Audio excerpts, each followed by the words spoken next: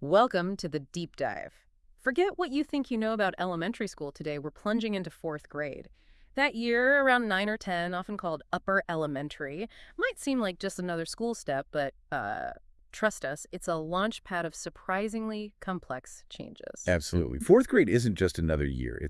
It's really a fascinating transformation zone. Our mission today, as we explore the source material you shared, is to unpack the significant cognitive, social, emotional, and academic shifts happening. It's a year where, subtle developments can have a profound impact, and we want to give listeners the inside track on what's really going on. Exactly. Whether you're navigating this with a child right now, maybe thinking back to your own fourth grade adventures, or you're just curious about how these young minds develop, this deep dive is for you. Okay, so let's kick things off. What about the big cognitive and developmental leaps? What's really new in their thinking around this age? Well, what's truly remarkable is the blossoming of stronger, abstract reasoning. Before fourth grade, a story might be understood quite literally. Now, they begin to grasp underlying themes, maybe infer the author's intent. Mm, That's a significant jump. It influences how they connect with reading, even social situations, okay. and their executive functions. Think of the brain's control center for planning they're maturing too. You might see them starting to break down a multi-step math problem into smaller parts, a strategy they likely couldn't really manage as well before. That makes sense. It's like they're starting to see the bigger picture and maybe get the tools to handle it. And the source material points out they're not just blindly accepting rules anymore, right? Right. They start questioning authority, asking why. It feels like the dawn of their own sort of intellectual framework. Exactly. But, and this is important, this budding independence still needs our support, what the source calls scaffolding. Okay, scaffolding. When we say that, what does that actually look like? For a parent or a teacher, is it like giving more structure at first and then backing off? Precisely. Yeah. Initially, it might mean breaking down tasks, smaller, more manageable steps, Mm. providing clear guidelines, examples. Mm-hmm. But then as they gain confidence, you gradually reduce that direct support. Let them take more ownership. Think of it like training wheels on a bike. Mm-hmm. Stability first, then let go as they find their balance. Right, okay. And if we connect this to their elementary experience, fourth grade often sits in this weird space. It's almost the invisible middle child. Ah, invisible middle child. I like that. Yeah, it lacks the obvious transitions of, say, third grade moving up or the top dog feeling a fifth. And because it's not always seen as this major turning point, the subtle but real increases in workload and social stuff, well, they can actually lead to more undetected stress, maybe more than in those official transition years. That's a really interesting point. Easy to overlook because it doesn't have that big milestone label. The source also talks about this silent identity reckoning. Is that what it called it? Yeah, that's the term. Kids at this age are starting to define themselves. Am I the smart one, the funny one, athletic? These labels, even if unspoken, can start to stick, can't they? They really can. And it's fascinating how these early self-definitions can have lasting effects. It sort of sets a path. Yeah, I was wondering about that. Are there downsides to this early identity thing? Well, the source hints that these labels, while providing a sense of self, can also be limiting. Think about it. A child labels themselves bad at math early on. Mm. They might just avoid challenges in that area, right? Hindering their growth. Right, avoidance. Yeah. It really underscores the importance of encouraging a growth mindset. That idea that abilities aren't fixed, they can be developed. Makes sense. And the material also suggests something else. That kids who maybe coasted before, they might start to struggle more quietly now as things get harder. Absolutely, because the foundational concepts get trickier. Any gaps in earlier learning suddenly become more obvious. Mm. This is why, consistent check-ins and focusing on understanding, not just grades, are so vital. You have to tune in, even if they seem fine on the surface. Tune in. Got it. Now, the source also touches on some observed gender trends. And it's really vital to preface this Okay. by saying gender isn't destiny. These are broad trends, not individual predictions, Okay. right? Crucial caveat, always. But being aware of them can offer some helpful insights, potential differences in how kids might approach learning or social stuff. Okay, so with that big grain of salt, what are some of these trends the research has noted? Well, the data suggests that on average, girls may show a tendency towards, say, more detailed and structured writing. Boys might sometimes find the planning, the conventions of writing a bit more challenging. Hmm. Reading preferences. Girls might often gravitate towards character-driven stories, emotional depth. Boys might show more interest in factual, maybe action-oriented content. Again, might. Okay. And socially. Socially, girls might tend towards smaller, more emotionally intense friendship groups. Boys might prioritize larger groups, maybe focused on activities or, status within the group. And emotionally. Emotionally, there's a suggestion girls might tend to internalize feelings more, maybe showing up as anxiety, self-criticism. Mm-hmm. Boys might sometimes externalize more frustration, maybe impulsivity. Right, internalizing versus externalizing. But again, these are just broad brushstrokes. So much individual variation. We can't stress that enough. Absolutely. It's about awareness of patterns, not assumptions about any single kid. Okay, so let's shift gears a bit. Academics. Because things definitely ramp up in fourth grade, don't they? Oh, for sure. And what's truly significant is the shift in how they learn. It's not just what. In reading, it's no longer just basic comprehension. It's about actively engaging with nonfiction, comparing different viewpoints on a topic, making logical inferences, summarizing key info, and crucially, backing up their understanding with evidence from the text. Show me where it says that. Right. Finding the proof. And writing moves beyond single paragraphs. Yeah, big time. Crafting multi-paragraph essays, expressing reasoned opinions, and there's a much stronger emphasis on grammar, punctuation, the whole editing process, self-correction. And math. Yeah. Oh boy. Multi-digit multiplication, long division. That's where things got scary for me. Laugh slightly. You and many others. Plus fractions, decimals, and those infamous word problems that require pulling multiple concepts together. And then you've got science, energy, electricity, food chains, weather, simple machines, even basic lab reports. Wow. Yep. And social studies broadens out too. State history, government basics, geography, often indigenous history, and really starting to build research skills. So if you tie all that together, what's the big academic theme? I think the key word is synthesis. It's about connecting ideas. Synthesis. Yeah, connecting ideas across different subjects, like understanding how geography affected historical events they're learning about in social studies. Making links. Exactly. Or comparing different perspectives on one topic. Yeah. And being able to articulate their own opinions, but backing them up with what they've learned. So it's not just spitting back facts. Not at all. It's about understanding the relationships between facts. For instance, they might read historical fiction about the revolution while learning the facts in social studies. And they start connecting the factual events with how it might have felt for people living then. That's synthesis in action. That's a much deeper level of thinking. And I imagine that growing complexity spills over into their social and emotional world, too. Friendships change. Oh, definitely. Friendships become more layered, emotionally richer, but also, unfortunately, sometimes more fragile. Peer feedback, what their friends think, starts to matter a lot. Sometimes more than what adults think. Oof. That's a big shift for parents. It is. And you see kids experimenting more with their identity, trying out different clothes, interests, even new slang or phrases they pick up. Trying things on for size. Exactly. But this exploration can also lead to cliques forming, sometimes more exclusive groups, and the potential for exclusion that can be incredibly painful at this age. Yeah. And for many kids, all this pressure, academic, social, can lead to anxiety popping up, or this intense desire to perform well, especially for kids who are naturally high-achieving or real people-pleasers. It seems so young to feel that kind of pressure. It does, but it's quite common. So, with all this social and emotional stuff swirling around, what are some key ways we can support them? Well, the source highlights a few crucial things. One is guiding them in navigating conflicts themselves, resisting that urge to jump in and fix it for them. Harder than it sounds. So hard. Another is encouraging open, honest talk about feelings, even the difficult ones, the uncomfortable ones, creating that safe space. Yeah. And a really important one, helping them reframe challenges, normalizing discomfort, helping them see that hard doesn't mean bad. It often means it's important, a chance to learn something. That reframing. Yeah, that sounds powerful. And it feels like this is also when their sense of right and wrong, their moral compass, gets more complex. Precisely. Fourth graders start thinking more critically about rules, not just what they are, but why they exist. And fairness becomes a huge deal. Oh, the fairness police stage. Chuckles. Okay. Exactly. They might point out inconsistencies, hypocrisy. They get really focused on fairness, though their understanding of nuance, different perspectives, is still developing. Right. It's often black and white for them still. Often, yeah. And they start valuing character traits.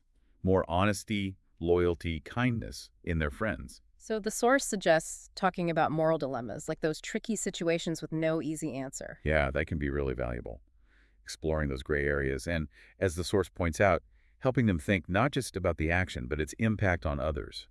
That's a key step in moral reasoning. Okay. Now, something else you mentioned, anxiety. It can be easily missed or maybe misread at this age. Definitely. And what's particularly interesting is how often it manifests internally. It doesn't always look like stereotypical worry. So what does it look like? It could be intense perfectionism, like really intense, recurring stomach aches or headaches with no clear medical cause. Or a kind of rigidity needing things to be exactly a certain way. Hmm. You might see a child obsessively erasing work, getting really frustrated, starting assignments over and over, a huge fear of making mistakes, even small ones, or getting feedback. Or avoiding things they used to like. Exactly. Avoiding tasks they previously enjoyed because the fear of not doing it perfectly is just too high. Yeah. Uh, Okay, so instead of just saying don't worry or dismissing it, what are some better support strategies? Normalizing setbacks is huge. Sharing maybe age-appropriate stories of your own mistakes and what you learned. I'm modeling it. Yeah. And proactively teaching calming strategies before they're overwhelmed. Mhm. Deep breaths, taking a break, mindfulness exercises, things they can use in the moment. Rather than waiting for the meltdown. Right. And using supportive language. Focusing on effort, on planning. Like, okay, this feels big. Let's break it down into smaller steps together. That sounds much more helpful. And the social scene, you mentioned, it gets trickier. The source calls it friendship turbulence. I definitely remember that. Laugh softly. Yeah. Yeah, it's a common experience. Yeah. Fourth grade is often when you see those more defined, sometimes exclusive groups solidifying. Clique, yeah. Gossip can become more common, unfortunately, as a way to navigate social stuff or deal with conflict. And you might even see the beginnings of emotional manipulation, like the silent treatment or subtle threats about being left out. Ugh, that's tough for a 9 or 10-year-old to handle. What kind of guidance can we offer? Well, teaching them about healthy boundaries is key. Like, it's okay to say no if something feels wrong, but let's think about how to say it respectfully. Giving them the words. Exactly. Giving them practical language to exit uncomfortable situations gracefully. Like, this isn't fun for me right now. I think I'm going to go do something else. Empowering them to leave. Instead of just suffering through it. Right. And encouraging friendships in multiple groups is really helpful. So they aren't totally reliant on one possibly unstable dynamic. Spreading the social eggs, so to speak. Good analogy. Now, interestingly, the source also brings up puberty awareness, even if physical changes haven't really started. Exactly. Kids become much more aware of their bodies, start comparing themselves to peers.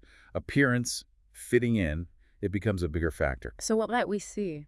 Maybe an increased interest in what's cool clothes, hairstyles, a growing self-consciousness, maybe embarrassment about hugs or public affection from family. Pulling away a bit. Yeah. Or a hyper-focus on small physical details they don't like about themselves. And often, those early crush dynamics start emerging, which can be exciting but also confusing and maybe anxiety-provoking for them. So what's the approach? Do we wait for the physical stuff? The suggestion is to start conversations early, but keep it relaxed, low pressure. Providing age-appropriate books or resources about growing up the physical and emotional changes. Normalizing it all as a natural part of becoming themselves. Not making it weird or secretive. Exactly. Okay. Open communication helps reduce anxiety and builds trust. Okay. Shifting back to school logistics.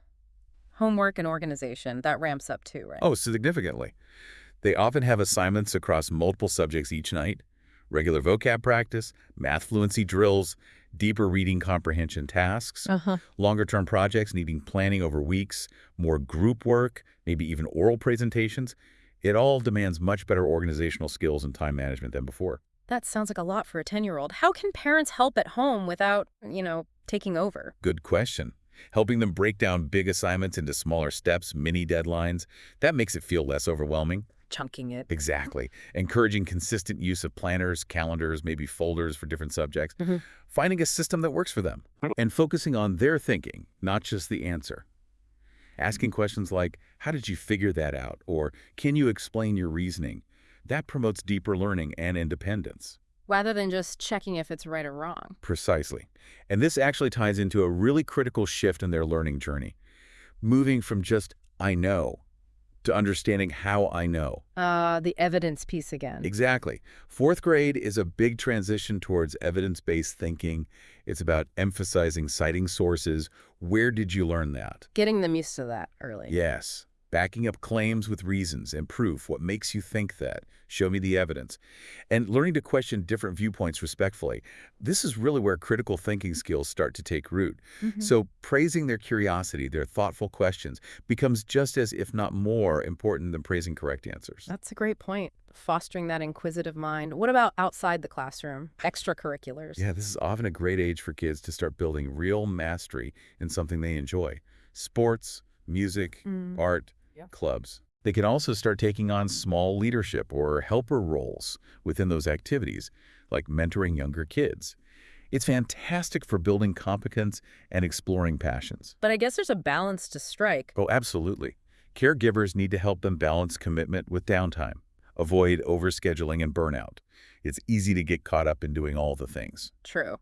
It sounds like across the board, there might be a common tendency to maybe overestimate how independent a fourth grader really is. That's a key insight from the source, yeah.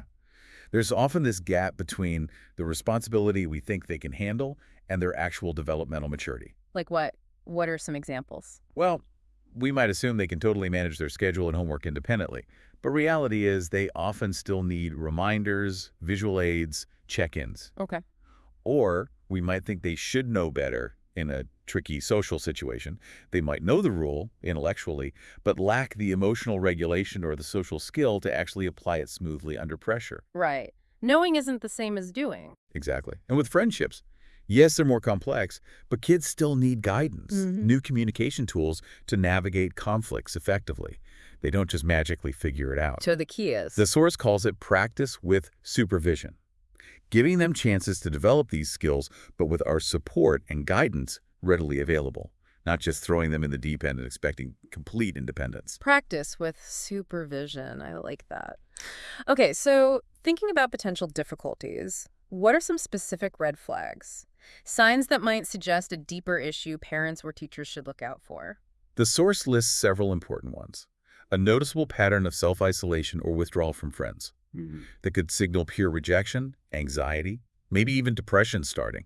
A sudden, persistent drop in academic performance could be executive function overload, maybe an undetected learning challenge finally surfacing, or emotional distress impacting focus. Okay. If a child develops really strong self-deprecation, constantly putting themselves down, saying, I'm stupid, I can't do anything right, that's a big red flag for negative self-talk patterns. Yeah.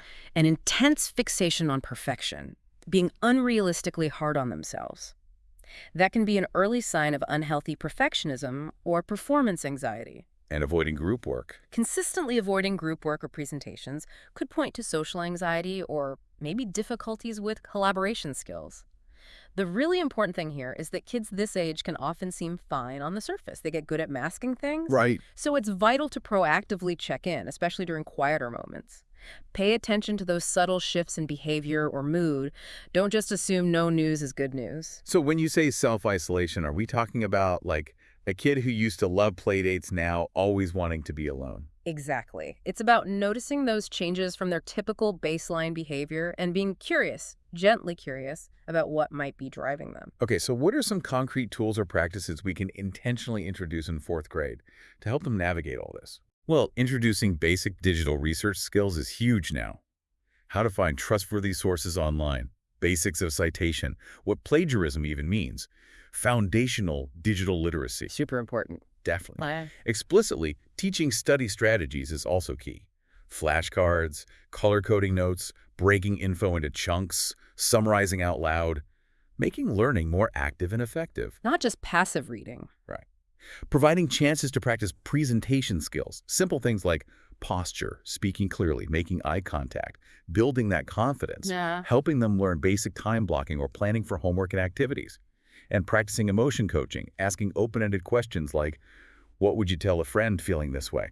That builds empathy and problem solving. Those sound really practical. Now, the source also had some critical insights about identity forming early and learning differences maybe becoming more visible. Yes, this is such a crucial point. This is an age when kids start forming these more solid internal beliefs. I'm a math person, I'm not creative. Reading is just hard for me. Labels stick? They really can. Yeah. And these self-perceptions, even if unstated, can deeply influence their future effort and choices. So adults need to be really intentional about reframing negative self-talk, emphasizing strengths, and focusing on growth potential everywhere. Actively counteracting those limiting beliefs. Exactly. And the other piece, because the academics get harder and the workload increases so much. Yeah.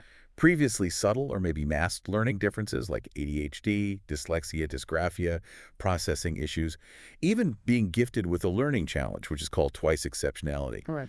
Those can become much more apparent now. The demands just expose the underlying challenges. So if a child is really consistently struggling or frustrated, Fourth grade is a really prime time for screening or assessment. Getting that identified early and getting the right support in place can make a massive difference for their confidence and their whole school experience. that's a hugely important heads up for parents and educators. Early identification is key. So, pulling this all together, what does the ideal role for a caregiver look like during this really transformative fourth grade year? The source describes it really well, I think. It's evolving into more of a shadow coach than a director. Shadow coach. I like that image. Yeah. It means being consistently available, supportive, but not controlling. Asking guiding questions, what have you tried so far? What's your plan?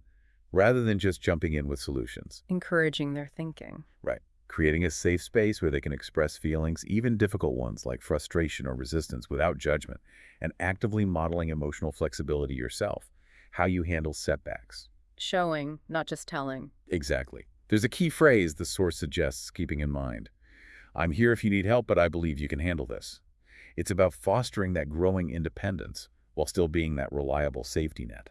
Empowering but present. That's a powerful balance. The source also included some reflection prompts for caregivers, didn't it?